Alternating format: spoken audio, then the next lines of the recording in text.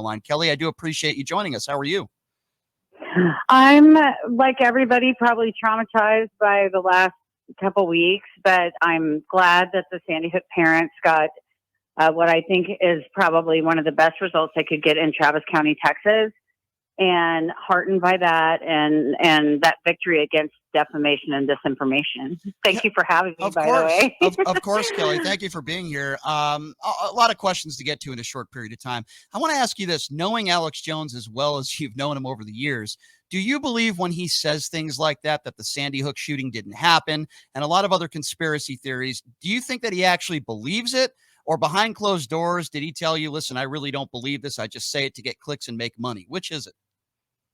Well, I think this is sort of a great, the great ongoing Wizard of Oz, is he an actor or is he not question, which was actually brought up in family litigation to obstruct a lot of evidence from coming in. I think that the thing about Alex that I always say is that he's a very sick man, and that I think his behaviors are abhorrent and what he says is terrible, but I blame his attorneys who have long had a duty to stop him. As somebody who's been defamed on InfoWars about things that I know that he knows aren't true, if he's able to understand that, what I would say about his compulsive lying and proclivity to perjure himself is that I think he's as ill as anybody can be, to the point that he's able to convince himself so that he can sort of project that out there to the world. Mm-hmm. So I think it's very clear he's not apologetic. I think he's used this whole thing to further a very clearly, ongoing course of deceptive trade. And those are my opinions about him in that way. Was he ever abusive to you or your kids during your marriage? Oh my gosh. Yeah. So like people automatically jump on, I have a lot of people that are finally listening to me, and I'm super grateful for that. I've had people that have been listening, sort of following me on Twitter at Real Kelly Jones, for a long time, that have believed in me. But, I'm a domestic abuse survivor, and I've been abused by Alex Jones in court for almost a decade. This is really more like a true financial crime that's been obstructed from people's understanding because I was married to him. And it's really what he's done to our kids that he paraded, used their names as props, sort of in association with his violent ex-wife who's assaulted my child, according to her own truth and what she reported to CPS. Of course, yes, I married Alex because I was pregnant. I first filed for divorce in 2004. I was always trying to leave. It's a cult. It's very hard to leave, like everybody who's been in a narcissistic abuse cycle, or anybody who understands it. And if you don't, I encourage everybody to look into that. I was lured into a web, and then I was basically, once the door shut and, I was entwined, it was near impossible to leave. Brian, I'm still trying to leave him. I was in divorce negotiations while Sandy Hook, the horrible things were happening. I was outspoken in my marriage to my great, ongoing abuse. And I filed again in 2013, and I'm still in litigation with Alex Jones. Does it amaze you, Kelly, that he still has millions of people in this country that not only call him entertaining. I mean, it was just Joe Rogan a few weeks on his podcast, the biggest podcast on the planet right now. And he said, what has Alex Jones done wrong? He's just an entertaining guy. And I say to myself, the overwhelming majority of people in this country disagree. They find him, like me, to be a despicable human being who lies, conspiracy theories, says despicable things. I don't know whether he believes some of the stuff he says or not, but I know one thing: he does it for clicks and he does it for money. And he continued to lie in the courtroom. He perjured himself in the courtroom. I mean, to me, he's just a despicable human being. But what do you make of the people out there that actually believe that he's not despicable, that he's just an entertaining guy? Well, again, Brian, I think you brought up a great point when you brought up Joe Rogan. I mean, Alex has said terrible things about Joe Rogan in the past after, being on his show, like the horrible, disgusting things about him. And so Joe is, Alex is a very successful manipulator and con artist. And his greatest con is sort of projecting out to his audience emotions that he doesn't have, relationships he doesn't have, selling himself as a decent, good man who cares about other people, which he doesn't have the capacity for. It's just tragedy for him, honestly. Like a rattlesnake's a rattlesnake. So again, turn back to what I always say, because he is my kid's dad. It really, one day I'm sure pretty soon people will understand the real people who are responsible for the propaganda that led people all the way into our nation's capital on January 6th, that caused the bereaved parents of beautiful, 6-year-old, vibrant Jesse Lewis, who died horribly, who led them through this horror and profited from it. I think that people will soon understand the real cause of this, because he is not well and he's no mastermind, and he's really unable to come to these schemes. That the real reason why Alex Jones is on the air today and didn't apologize and et cetera, and had that platform, I will say, tempering it with that, he didn't apologize while having that platform, rather, is because of the real corruption that happened that's underlying in family court, which is cloaked, like Alex Jones is, and the celebrity, which just of itself is a phenomenon. It's the great Oz, right, which is cloaked in this really deceptive, sort of inherently judgy family court business, which it is not. I mean, it really is not. The reason why I'm out here advocating is not about that. I've been advocating for years, and my kids have gone through things that are, have just ruined their childhood, taken everything away from them. Their mother lived in depravity around alcohol and drugs and et cetera. But at the end of the day, that I think that he's an effective con artist, like just what you said. And he's out there like while the trial's going on, Brian, and he's engaged in deceptive trade. Like him getting up there and repeatedly, even after the judge instructs him, like guilty is a criminal term. You were found liable because you violated discovery response. You're sanctioned for that. Discovery is part of our civil legal process, and it's because we do not have trials by ambush. So the Perry Mason moment was very rare in civil court. We do not have like these, smoking gun things happen often, because it is not a trial by ambush civil system. It's a system where you have discovery that you propound or ask for, and the respondent has 30 days to answer it. He went years without responding. He doesn't know what's going on in litigation. And so when he gets up on the air, first of all, he's entirely clueless about the process, Brian, to the point that he didn't even know in a deposition that Castor Lynch Farrar and Ball conducted just a few months ago, who was suing him and what was in his sworn, like under oath affidavit, which is the same as sworn testimony in court. So he is able to somehow still get up on the air. I don't know. There is federal law rather against deceptive trade. His free speech argument, or whatever, his free speech con and that he's used to raise money to sue me for my free speech. So his free speech, absolute fraud, which is about horrible, deceptive, divisive, inciting propaganda that's harmed the Sandy Hook parents, that harmed me. I was defamed on InfoWars. Alex Jones learned this from his family law attorneys who went on the air to defame me. His free speech fraud, and coupled with his everyman, I'm a good guy stance. And then in addition to that, just absolutely misleading things about the actual legal process, particularly, sort of affirmed by the attorney he fired, that guy, Robert Barnes, that's been on the air. I mean, it's important. But here's what I really think, Brian. I think that, that people, even his audience, I think it's a cult. I think that people associate themselves with this discourse that are disenfranchised and don't understand, even after he disparages the jurors while the trial is going on, as extremely blue collar folks, good working people, like probably his base, right? So even when he's actually disparaging them, even after he allegedly, went after Trump, and now when he's on the stand saying, oh yeah, I'm going to have Scarlett Lewis on, Sandy Hook mom, to talk about sensible gun control and gun violence. I mean, that's never happening. So somehow they're able to selectively hear what they want to. He's not an entertainer.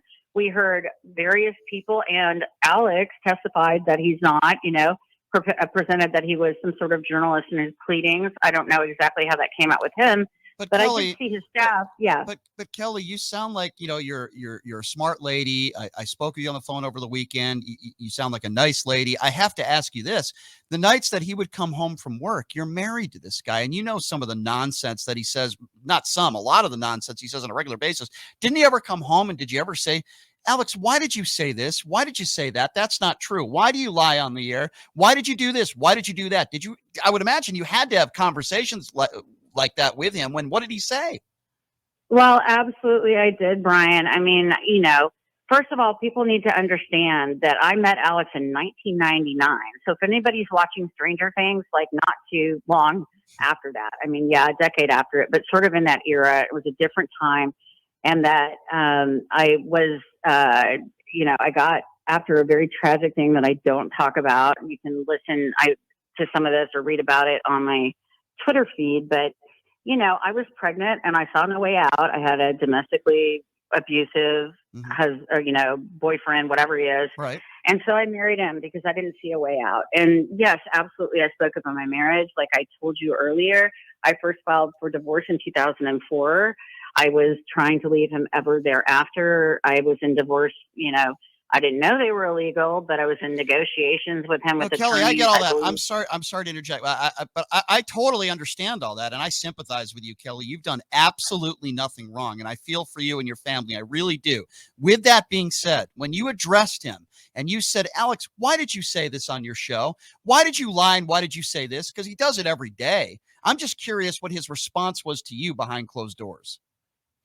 Well, I think that's a great question, right? Because I think people always perceive the current rendition, the Battleship, InfoWars, Trump Lactica that's out there, as his ever rendition of Alex Jones. I mean, Alex's, InfoWars was always terrible, but it did, the only sort of semi-truthful thing, and he presented it in a very deceptive way, that Alex did say is that there was a time when InfoWars was very different and had a bipartisan sort of following. And so I was absolutely outspoken, question him. I was misled to do what I did to help him attain the level of success he did. And I distanced myself from him as quickly as I possibly could in my marriage. I was embarrassed. But when he would do something like, I remember, I don't know if you remember it, Brian, but when he went on Pierce Morgan, I was just like horrified. Yeah. And I just absolutely was like, what are you doing? Like, this is insane. I don't know if people even know that The View had him on. Like, yeah. He was out there sort of as a regular, I don't know why, but personality, whatever. And he's not an actor. This is not an act. And I mean, yes, I think the thing that also happened is I was a bit of a governor to him in some ways because I was so outspoken. So if you look at the difference, even though it was terrible, a lot of InfoWars in the early days was about, and it was around, overreaching government control, biometrics that didn't even exist really yet, about new traffic cameras everywhere, privacy stuff, things like that. And that spoke to me. And it still does. Like I still, am conservative in that way, that I think that we deserve our privacy. And I think that's across the aisle kind of thing. What happened, like all of this stuff, like Sandy Hook. I mean, I was definitely already in negotiations with him and horrified. Like, how can you do this? Like, it's just abhorrent. And so it became, he became increasingly, more, I really wasn't involved with InfoWars pretty much after the birth of my third child. And that was in 2008. And so he became increasingly more abusive. The narcissistic love bomb, that brief honeymoon period. Did he ever put his hand on? Did he ever put his hands on you? Yes, Alex did. I mean, most of his abuse, and believe me, I'm sure everybody who has a brainwashed family member out there can understand how effective a manipulator and abusive, he is to people's minds. So but, Alex Jones physically... he strangled me while I was pregnant. Yes, he strangled me while I was pregnant. He grabbed me by the neck while I was pregnant with our second child, and he strangled me. And I have witnesses that I called that I can corroborate that with. Absolutely. But yes, but most of it, and it's a worse, it's a kind of immersion in cultic, severe, like denigration, isolation, lack of financial autonomy, And while also, like, the other thing about Alex is he was mostly gone, or I would have probably left a long time ago. And then he used, as many people do, the children to control me and make sure that I stayed there. And so, the worst kind of thing that anybody can do is to harm a child before their mom. There's nothing more hurtful than that. So just real quick, Brian, I mean, I had my kids taken from me, and I had to watch their lives just be, their innocence and their health and everything be just obliterated before me. So that's the worst abuse Can that I Alex ask has you, ever I done am, to me. first of all, let me just say this. I am so sorry. That is horrific that happened to you. And Me that made, too. I'm so sorry. I have to ask you, do you remember that day? I'm sure you do. It's such horrible. When your ex-husband, Alex Jones, put his hands around your neck when you were pregnant with one of his children, your child. First of all, what sparked that to happen? Not that there would be any excuse for any man to do that, but what sparked that? And then after that happened, did you call law enforcement? Or if you didn't, tell us why you didn't. Okay. Yes, I do remember it very vividly. I remember that. I don't remember what sparked it, but he was always infuriated with me, and he has done other physical things to me that I'm not going to discuss here, but that have been just like, I can't even think about it. But so I remember, our house, our 3-bedroom house that we had then, and I remember what the bedroom looked like, and I remember that I was in the closet, and he was just after me and wouldn't let me go, and was just like, not like holding me, but like berating me and barraging me. I mean, the man is incessant. Like, he is that much energy at you, raging when he's doing it. He would rage at me all the time, along with the gaslighting, along with all of the things that narcissistic abusers are skilled in. And so I don't know what precipitated it, but I remember exactly being in our closet and being like, grabbed around the neck, strangled like, not just for a second, but not like to the point of death almost. But I was pregnant, and it was terrifying. And I called the only friend I had at the time, like a neighbor friend I had made, and I was isolated. My friend circle was taken from me. I was not allowed to be out and about. I worked all the time for him, like a kind of forced labor. And I didn't call law enforcement then, as I didn't call CPS or law enforcement many times, because he would tell me that CPS would take them from both of us. Mm. And I don't, and honestly, knowing the court system and how it works and how absolutely corrupt Texas law enforcement and negligent and what's happened to my kids, I was terrified of him. The only thing I had, that I couldn't lose was my kids. And so I didn't report. And I think a lot of women don't report. And, and that's listen, what you make a very good point there. In no way, shape, or form am I, victim shaming or say, oh, well, you should have called the police. I understand that every circumstance is different. And I'm sure you were probably very scared. You were probably very afraid of him, I would imagine. And so I don't blame you at all. I'm just very sorry that happened to you and you had to go through something like that. Forgive me if by the way, if you're just joining us, we're speaking with Alex Jones' ex-wife. She is Kelly Jones. So forgive me if I'm being a little bit too personal here, and you don't have, but I have to ask you this. Was he, I would imagine him being the scumbag that he was and that he still is as a husband, was he also a selfish lover? I would imagine he probably didn't treat you very well either. If that's I'm not going to talk about that. That is way too personal and expensive in a way. Not that you're victim shaming me. I know that you're in Las Vegas. Well, I would imagine he didn't. I don't mean it like that. I'm happily remarried to a man who is super hot and wonderful and I'm happy to hear loving that. and kind, and that's the only. I don't even think about that, honestly. I try not to. Understood, and I'm happy, by the way, that you found someone that you connect with that is respectful to you. Thank God for that. But I would imagine he was never there for you, right?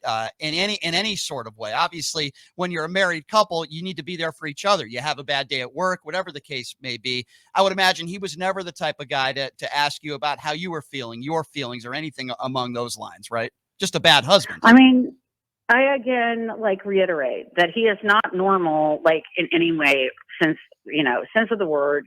He's bizarrely, obviously, not normal. And so the relationship was that of really, if you imagine a lamprey, if anybody knows what that is, Yes. that like lured me in quickly with some sort of like cloak of deceit or love bomb or whatever it is, was able to basically make me be reliant on, not on him because he was reliant on me too, but like Right. financially, like, like meshed with him, I guess. And it was, it Yeah. was, of course, So not what do that. you? It was the opposite of that. So It what? was me picking up, literally, I want to tell you something because you've gotten a detail out there that few people ever have. Nobody's really asked me that with specificity, and it's true.